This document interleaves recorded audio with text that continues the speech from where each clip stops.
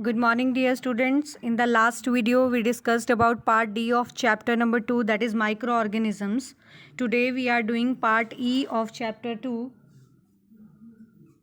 So, first question is, microorganisms are very useful in manufacturing different food items. Explain the above statement. जो micro organisms हैं हमारे लिए बहुत सारी food items बनाने में हेल्प करते हैं. इस स्टेटमेंट को आप कैसे जस्टिफाई करेंगे, कैसे आप इसको एक्सप्लेन करेंगे? So the answer will be micro organisms are very useful. हमने चैप्टर के अंदर किया था माइक्रो ऑर्गेनिजम्स कौन कौन सी चीज़ें बनाने में यूज़ होते हैं. These are use to make curd formation में हेल्प करते हैं. सो एट फेवरेबल कंडीशंस, अगर हम फेवरेबल टेम्परेचर दें, ठीक है, तो क्या करते हैं आपकी मम्मी, रात को दूध होता है उसके अंदर थोड़ा सा दही डाल के रख देते हैं, तो उसमें क्या होता है, बैक्टीरिया, कौन सा बैक्टीरिया होता है, लैक्टोबैसिलस. वो क्या करता है, that multiply in the milk and converted into curd में उसको कन्वर्ट कर देता है. सेकंड हमारे पास आता है fermentation process in the bakery के अंदर फंगस यूज़ की जाती है. कौन सी फंगस का यूज़ किया जाता है, दैट इज़ यीस्ट एक फंगस है जिसका यूज़ किया जाता है क्या करने के लिए, डो और बैटर बनाने के लिए, ब्रेड, डोसा, इडली वगैरह बनाने के लिए किसका यूज़ किया जाता है, यूज्ड थिंग्स आर यीस्ट, इसमें यूज़ किया जाता है. So we can do it. तो fermentation process in the bakery while making for dosa, bread, idli and जिसकी वजह से जो आपका डोसा है, इडली है और जितनी भी आपके सब्सटेंसेस हैं, जितनी भी आपकी ये चीज़ें होती हैं, ब्रेड, डोसा, इडली वगैरह, these become fluffy, soft and causes to the increase in the volume. Clear to all of you. Next उसके बाद हमारे पास आता है थर्ड पार्ट इसका. Third is the alcoholic beverages. Alcoholic beverages का मीनिंग क्या होता है, एल्कोहलिक बिवरेजेस मीन्स जो एल्कोहल से बनी हुई चीज़ें होती हैं, जैसे कि एल्कोहलिक बिवरेजेस जैसे कि बियर, वाइन, ठीक है. तो इसमें क्या करते हैं, यीस्ट का यूज़ करते हैं, natural sugar of cereals and fruits जैसे कि हमारे पास ग्रेप्स होते हैं, ठीक है, शुगर केन का रस होता है, इनको कन्वर्ट कर देते हैं into the alcoholic beverages like wine, beer. तो वाइन और बियर इंडस्ट्री में भी इसका यूज़ किया जाता है. Very important question this is. Next fourth इसका यूज़ कहाँ करते हैं, some bacteria and fungus are used in making the cheese. कुछ बैक्टीरिया और फंजाई का यूज़ करते हैं चीज़ बनाने में, पनीर बनाने के लिए इसका यूज़ करते हैं. जैसे आपके घर में मम्मी क्या करते हैं, आपके दूध को गर्म करते हैं और उसके अंदर फिर दही डाल देते हैं. दही में क्या है, बैक्टीरिया है, ठीक है. दही में कौन सा बैक्टीरिया है, लैक्टोबैसिलस. तो वो क्या करता है, दूध को कन्वर्ट कर देता है किसमें, पनीर में, ठीक है. तो चीज़ बनाने में भी बैक्टीरिया और फंगस का यूज़ किया जाता है. नेक्स्ट इसके बाद हमारे पास आता है question number 2. Give reasons for the following. Reason हमने बताना है. सबसे पहला है इसके अंदर, first is the give reason for the following. Yeast is added to the batter use to make dosa. Yeast का यूज़ करते हैं हम बैटर बनाने के लिए. डोसा का बैटर बनाने के लिए हम यीस्ट का यूज़ करते हैं. क्यों करते हैं, because it help in fermentation in the batter. यानी कि जो भी आपके घर में डोसा बनाने के लिए बैटर बनाते हैं, चावल का और जो दाल का बैटर होता है, उसकी फर्मेंटेशन करने में कौन सी प्रोसेस में यूज़ करते हैं, फर्मेंटेशन बेटा आपको बताया था कि कोई भी सब्सटेंस जिसके अंदर कोई बैक्टीरिया या फंगस क्या करती है, उस सब्सटेंस के शुगर को तोड़ देती है, ब्रेक कर देती है इनटू एसिड या अल्कोहल के अंदर कन्वर्ट कर देती है और कार्बन डाइऑक्साइड रिलीज करती है, गैसेस रिलीज करती है. उस प्रोसेस को हम क्या कहते हैं, फर्मेंटेशन. आपने किया था ना. फर्मेंटेशन में क्या होता है, शुगर के साथ शुगर को कन्वर्ट कर देती है किसमें, अल्कोहल में या फिर लैक्टिक एसिड में या फिर एसिड में कन्वर्ट कर देती है. This process is known as fermentation. और कार्बन डाइऑक्साइड गैस इसमें बाहर भी निकलती है. क्लियर, ये हमारी फर्मेंटेशन. तो ये यीस्ट क्या करता है, it help in the fermentation of the batter use to make it fluffy and soft. Fluffy और सॉफ्ट बनाने के लिए इसका यूज़ करते हैं. नेक्स्ट इसके बाद क्वेश्चन हमारे पास आता है, it is important to brush one's teeth before going to bed. सोने जाने से पहले, गोइंग टू बेड, रात को सोने से पहले हमें अपने दांतों पे ब्रश क्यों करना चाहिए. सो आंसर इसमें आप करेंगे बिकॉज क्या होता है, क्यों करना चाहिए, क्योंकि हमारे टीथ के अंदर क्या रह जाता है बेटा, हमारे टीथ के अंदर जो भी हम फूड खाते हैं, हमारे टीथ में उनके पार्टिकल्स जो हैं वो रह जाते हैं. Food particles locked in between teeth and the bacteria. Teeth और बैक्टीरिया के अंदर फूड पार्टिकल्स जो हैं वो रह जाते हैं. ग्रो ऑन दीज पार्टिकल्स, वो बैक्टीरिया उन फूड पार्टिकल्स के ऊपर ग्रो करते हैं एंड प्रोड्यूस एसिड, और उससे एसिड प्रोड्यूस होता है और वो एसिड हमारे टीथ के बाहर वाले पार्ट को, जिसको क्या कहते हैं, that is known as enamel of the teeth, उसको कोरोड कर देता है। कोरोड का मतलब उसको डीकम्पोज कर देता है, तोड़ देता है, एंड कॉज कैविटी, इससे हमारे दांतों में कैविटीज भी हो जाती हैं। ठीक है, सो जब भी हम फूड खाते हैं, फूड के पार्टिकल्स हमारे टीथ के बीच में रह जाते हैं, एंड बैक्टीरिया क्या करता है, उन पार्टिकल्स को ब्रेक डाउन कर देता है। बैक्टीरिया क्या करता है, उन पार्टिकल्स को ब्रेक डाउन करके किस में कन्वर्ट कर देता है, एसिड में। और वो एसिड क्या करता है, वो हमारे टीथ के अंदर कैविटीज कॉज करता है, उसको एनेमल को हमारे कोरोड कर देता है। नेक्स्ट इसके बाद हमारे पास आता है part c, reducing the reducing the quantity of the salt in the pickle can cause it to go bad soon. जब हम कभी अचार डालते हैं, उस अचार में अगर नमक की क्वांटिटी कम रह जाए तो वो ख़राब हो जाता है जल्दी। ऐसा क्यों, रीज़न क्या है इसके पीछे, आंसर इसका हम करेंगे बिकॉज सॉल्ट क्या करता है, सॉल्ट आपका जो अचार है उसके अंदर वाटर कंटेंट को डिक्रीज करता है। जब आप नमक डालते हो किसी चीज़ में तो प्लाज्मोलाइसिस प्रोसेस होती है, आपको कराया था ये, ठीक है, तो पानी सेल से बाहर आ जाता है। ठीक है, तो salt reduces the water content and make it unavailable for the growth of micro organism. ये माइक्रो ऑर्गेनिज्म की ग्रोथ के लिए अनअवेलेबल कर देता है। तो पानी कम होगा, वाटर कंटेंट कम हो जाएगा, उसकी वजह से माइक्रो ऑर्गेनिजम्स वहाँ ग्रो नहीं करेंगे। But when the quantity of the salt is reduced, अगर नमक कम डालेंगे तो माइक्रो ऑर्गेनिज्म क्या करेंगे, वाटर उसके अंदर ही रह जाता है। ठीक है, और माइक्रो ऑर्गेनिज्म क्या कर सकते हैं, उसके ऊपर ग्रो कर सकते हैं और उस पिकल को खराब कर सकते हैं। ठीक है, सो मेन सॉल्ट का काम क्या होता है, to reduce the water content, ताकि माइक्रो ऑर्गेनिज्म ग्रो ना कर सके। क्योंकि माइक्रो ऑर्गेनिजम्स को, बैक्टीरिया को, फंगस को ग्रो करने के लिए किसकी ज़रूरत पड़ती है, बैक्टीरिया और फंगस को ग्रो करने के लिए ज़रूरत पड़ती है किसकी, वाटर कंटेंट की। ठीक है, ह्यूमिड कंडीशंस की। नेक्स्ट इसके बाद हमारे पास आता है इसी का part D, question number D part इसका आ जाएगा। क्वेश्चन नंबर पार्ट हम कर सकते हैं 4 या डी पार्ट। तो फूड फ्रॉम द पफ्ड और enlarged can should not be consumed. जो पफ्ड और एनलार्ज्ड कैन्स होती हैं उनसे फूड जो होता है, पफ्ड और एनलार्ज्ड कैन से हमें खाना नहीं खाना चाहिए। क्यों नहीं खाना चाहिए, क्योंकि पफ्ड या एनलार्ज्ड कैन, जो भी कैन्स आप मार्केट से ख़रीद के लाते हैं, अगर वो पफ्ड हो चुकी हैं या खुली हुई हैं, उनमें उनके अंदर से क्या हो चुकी है, उनके अंदर बाहर से एयर जा चुकी है, और एयर में क्या होते हैं, बैक्टीरिया होते हैं। सो पफ्ड और enlarged can means air has leaked inside the can, air बाहर से अंदर जा चुकी है, and this would spoil the food item, और ये फूड आइटम को ख़राब कर देती है। इस वजह से पफ्ड और एनलार्ज्ड कैन का यूज़ नहीं करना चाहिए। यानी जो आप कैन मार्केट से खरीद के लाते हो, जूसेस लाते हो, टेट्रा पैक लाते हो, अगर वो कहीं से पफ्ड है, छोटा मोटा उस पर कट है, ठीक है, तो उसके अंदर एयर अंदर जा सकती है और उसको ख़राब कर सकती है। एयर में बैक्टीरिया वगैरह होते हैं, वो जाके अंदर जूस के ऊपर या जो भी उसमें फूड इकट्ठा हुआ है तो वो भी आपका ख़राब हो सकता है। नेक्स्ट उसके बाद आता है, when using frozen food items one should take out only the required quantities.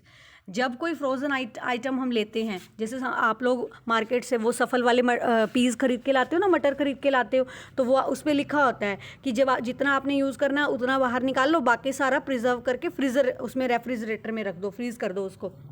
ठीक है, तो हमें सिर्फ फ्रोज़न फूड आइटम में से सिर्फ रिक्वायर्ड क्वांटिटी ही बाहर निकालनी चाहिए। क्यों नहीं करना चाहिए, और जो थर्ड फूड है दैट शुड नेवर बी रीफ्रोजन। अगर हमने उसको बाहर रख दिया कुछ टाइम के लिए, उसको वापस हमें रीफ्रोज नहीं करना चाहिए। क्यों, रीज़न क्या है इसके पीछे, ख़राब फूड को हमें फ्रोज नहीं करना चाहिए क्योंकि वो ख़राब हो चुके हैं, उसमें माइक्रो ऑर्गेनिज्म ग्रो कर चुके हैं already. So since micro organism do not grow below 0 degree, 0 degree से नीचे जो माइक्रो ऑर्गेनिज्म है वो ग्रो नहीं कर सकते। Once the food is thawed, जब एक फूड जो आपने बाहर निकाल लिया है, इट्स टेम्परेचर बिकम सेम, इसका टेम्परेचर रूम टेम्परेचर पे आ गया। और अगर मान लीजिए वो फ्रोज़न फूड कहीं मेल्ट हो गया, उसके अंदर जो आइस है, उसके अंदर जो आइसी पार्ट है वो अगर मेल्ट हो गया, रूम टेम्परेचर पे आ गया, तो उससे क्या होगा, micro organism grow faster. Micro organism वहाँ क्या ग्रो फास्टली ग्रो करेंगे और फूड को क्या कर देंगे बेटा, स्पॉइल कर देते हैं। इस वजह से जब भी कभी आपको फ्रोज़न फूड यूज़ करना है, जैसे आप मार्केट से सॉफ्ट स्वीट कॉर्न भी लेके आते हैं, वो भी जितना चाहिए उतना बाहर निकालिए, बाकी सारा फ्रीज़ कर देते हैं हम। ऐसे ही पीज़ मटर जो होते हैं वो भी हम बाहर निकालते हैं, बाकी सारा। और कुछ लोग फिशेज़ वगैरह मार्केट से फ्रोज़न लेके आते हैं, वो खाते हैं, तो वो भी रिक्वायर क्वांटिटी में रखते हैं बाहर, फिर बाकी अंदर फ्रीज़ कर देते हैं। तो ऐसे सालों तक हम उसको प्रिजर्व करके रख सकते हैं। अगर हमने उसको एक बार हम उसको रूम टेम्परेचर पे ले आए और वो मेल्ट हो गया, वो थॉ हो गया, थॉड जो हमने बाहर निकाल लिया यूज़ करने के लिए, उसके अलावा रूम टेम्परेचर पे वो पड़ा रहा, तो वो क्या हो जाएगा, वो ख़राब हो जाएगा। ठीक है, नेक्स्ट है उसके बाद हमारे पास question number 3, how do communicable diseases spread from one person to another, suggest way to prevent the following diseases. Communicable disease कैसे स्प्रेड होती हैं? कम्युनिकेबल नाम से ही बेटा पता चल रहा है, कम्युनिकेबल का मतलब होता है एक पर्सन से दूसरे पर्सन में ट्रांसमिट होना, कम्युनिकेट करना, ठीक है। तो मेथड बताने हैं जिसकी वजह से आप क्या कर सकते हैं, इन डिजीजेज से इन डिजीजेज को किस तरह से ये ट्रांसफ़र होती हैं, ये वाले मेथड आपको बताने हैं, ठीक है। ये मेथड बताने हैं और इनसे आप कैसे बच सकते हैं, suggest the ways to prevent the following disease. इन बीमारियों से आप कैसे बच सकते हैं, उनके वेज बताने हैं बचने के। एक है ट्यूबरक्लोसिस, दूसरा है एथलीट फूड, तीसरा है कोलेरा। इनसे बचने के तरीके कि आप कैसे बचाव अपना कर सकते हैं। सो इसमें they spread from an infected person to healthy person. जो ये बीमारियां होती है बेटा, ये इन्फेक्टेड पर्सन से हेल्दी पर्सन में ट्रांसमिट होती है, किसके थ्रू? एयर के थ्रू, वाटर के थ्रू, फूड पार्टिकल्स के थ्रू और इंसेक्ट्स के थ्रू, ठीक है। तो इसमें कौन कौन सी बीमारियां होती हैं और कैसे आप उनसे बचाव कर सकते हैं? सबसे पहला है दे रखा आपका, पहले तो कम्युनिकेबल डिजीजेस हवा से, पानी से, फिजिकल कांटेक्ट से फैलती हैं, लेकिन हमारे से ये पूछा हुआ है कि ट्यूबरक्लोसिस से आप कैसे बच सकते हैं। तो ट्यूबरक्लोसिस से बचने का सिर्फ एक ही तरीका है कि आप अपने आसपास साफ सफाई रखो, क्लीनलीनेस रखो। दूसरा, वैक्सीनेशन लो, ट्यूबरक्लोसिस के against we can take the vaccination. दूसरा, एथलीट फूड। एथलीट फूड क्या होता है बेटा? इसमें ये क्या होती है, एक फंगल डिजीज़ है, फंगस की वजह से होती है एथलीट फूड। तो ये इससे आप कैसे बच सकते हैं? अपने आप की सफाई रखो, गुड पर्सनल हाइजीन मेंटेन करके रखें। तीसरा आता है हमारे पास कोलेरा। कोलेरा से आप कैसे बच सकते हैं? प्रॉपर डिस्पोजल ऑफ वेस्ट, आपके घर का जो कूड़ा कचरा है उसको प्रॉपर डिस्पोज ऑफ करना चाहिए, एंड यूजिंग डिसइंफेक्टेड वाटर, और पानी पीने का आपका डिसइंफेक्टेड होना चाहिए, ठीक है। नेक्स्ट उसके बाद हमारे पास आता है question number 4, what are pathogen. Pathogen क्या होते हैं? Name 2 pathogen each that causes disease in plants and animals. आपने पैथोजन क्या होते हैं वो बताना है, और दूसरा 2 पैथोजन बताने हैं जिनसे प्लांट्स और एनिमल्स में बीमारियां फैलती हैं। तो सबसे पहले हम करेंगे पैथोजन क्या होते हैं। The disease causing micro organism, बीमारी पैदा करने वाले माइक्रो ऑर्गेनिजम्स को हम क्या कहते हैं? That is called as pathogen, उनको हम पैथोजन कहते हैं। तो प्लांट्स में कौन कौन से पैथोजन हैं हम देख लेते हैं। बैक्टीरिया, बैक्टीरिया प्लांट्स में कौन सी डिजीज कॉज करता है? नींबू के अंदर सिट्रस कैंकर करता है। फंगस क्या करती है? Rust of wheat, smut of rice, red rot of sugar cane. तो ये आपने दोनों करने हैं। Most important question of this chapter, plant diseases और एनिमल डिजीज। ये सारी की सारी टेबल बेटा जो आपको बुक में कराई है ना, वो सारी आपने बहुत अच्छे से करनी है, ठीक है। तो सिट्रस कैंकर होता है बैक्टीरिया की वजह से नींबू के अंदर, और फंगस की वजह से rust of wheat, smut of rice and red rot of sugar cane. और वायरस की वजह से कौन सा होता है? टोबैको मोज़ेक वायरस, तंबाकू के अंदर मोज़ेक वायरस नाम की डिजीज़ हो जाती है। नेक्स्ट उसके बाद आता है हमारे पास एनिमल्स में कौन कौन सी बीमारियां होती हैं आपकी माइक्रो ऑर्गेनिजम्स की वजह से। सबसे पहले आपके पास है बैक्टीरिया की वजह से एनिमल्स में कौन कौन सी होती है? Anthrax, tuberculosis. फंगस की वजह से होती है आपकी रिंगवर्म, एस्परजिलोसिस, ये आपको कराया था, रिंगवर्म और एस्परजिलोसिस। दाद होना रिंगवर्म हम कहते हैं, और एस्परजिलोसिस का मीनिंग क्या होता है कि आपको फूड पॉइजनिंग बेसिकली हो जाती है। नेक्स्ट है उसके बाद वायरस। वायरस की वजह से कौन कौन सी होती है? रेबीज़, वायरस की वजह से रेबीज़ हो जाता है। फुट एंड माउथ डिजीज़ हो जाती है। फुट एंड माउथ डिजीज़ यानी जो जानवरों के अंदर होती है बेटा, पैर और मुंह के खुर की बीमारी। उसमें क्या होता है? पैर और मुंह के ऊपर बड़े बड़े लीजन्स, बड़े बड़े कट्स पड़ जाते हैं, बड़े बड़े छाले हो जाते हैं। और एक होती है कैनाइन डिस्टेम्पर। ये आपने एग्जाम्पल्स करने हैं एनिमल डिजीज़ के। नेक्स्ट क्वेश्चन बेटा हमारे पास आता है question number 5, Mohan listening boats message from road side vendor and eat it. Mohan जो बोट्स मैसेज ले रहा है रोड साइड वेंडर से और उसको खा लेता है। After some time he felt nausea, उसको चक्कर आने लगते हैं और उसको वॉमिटिंग शुरू हो जाती है। He had severe pain in the abdominal region, उसके पेट में बहुत ज़ोर से दर्द होता है। एंड सफर फ्रॉम डायरिया, उसको दस्त भी लग जाते हैं। What could be the reason for this condition, इस कंडीशन के लिए क्या कारण हो सकता है? वट इज़ इट कॉल्ड, इसको हम क्या कहेंगे? How could it be prevented, इसको कैसे बचाया जा सकता था? रीज़न आप बता सकते हैं कि उसने बच्चे ने क्या करा है, मोहन ने क्या करा है, खाना कहाँ से खाया है? He had eaten the food from road side vendor, जो रेडी पे बेचने वाले लोग होते हैं इनसे खाना खाया है, ठीक है। तो consumption of contaminated food it is called as food poisoning, और इसके लिए नाम हम क्या देंगे? That is called as food poisoning. कैसे आप इससे बच सकते हैं? By avoiding eat food from the road side vendor, आप रोड साइड वेंडर से या गंदे हाथों से खाना मत खाइए। Food must be properly prepared and store, food को आपने प्रिपेयर करना है सही तरीके से और स्टोर करना है। Food should be properly refrigerator, food को अच्छे से रेफ्रिजरेटर में रखें। तीसरा, पर्सन हु हैंडल और prepare food should wash their hands, जो खाना बना रहा है, जो सर्व कर रहा है, जो भी आपको दे रहा है, हैंडल कर रहा है फूड को, उसको अच्छे से अपने हाथ धोने चाहिए to prevent the contamination of food, ताकि फूड खराब ना हो सके। क्लियर? नेक्स्ट है हमारे पास last question of the chapter, that is which disease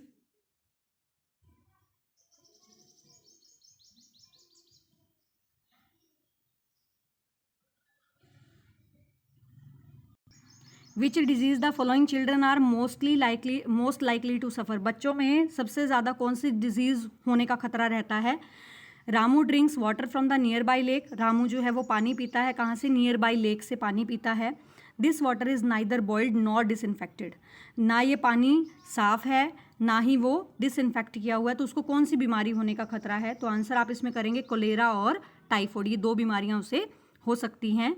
next उसके बाद हमारे पास आता है Ashu does not take a bath every day, Ashu हर रोज़ नहाता नहीं है। He maintains the poor personal hygiene, वो अपनी सफाई भी नहीं रखता है, उसको कौन सी बीमारी हो सकती है। ही में सफ़र फ्रॉम रिंगवर्म और एथलीट फुट, उसको रिंगवर्म या एथलीट फुट हो सकता है।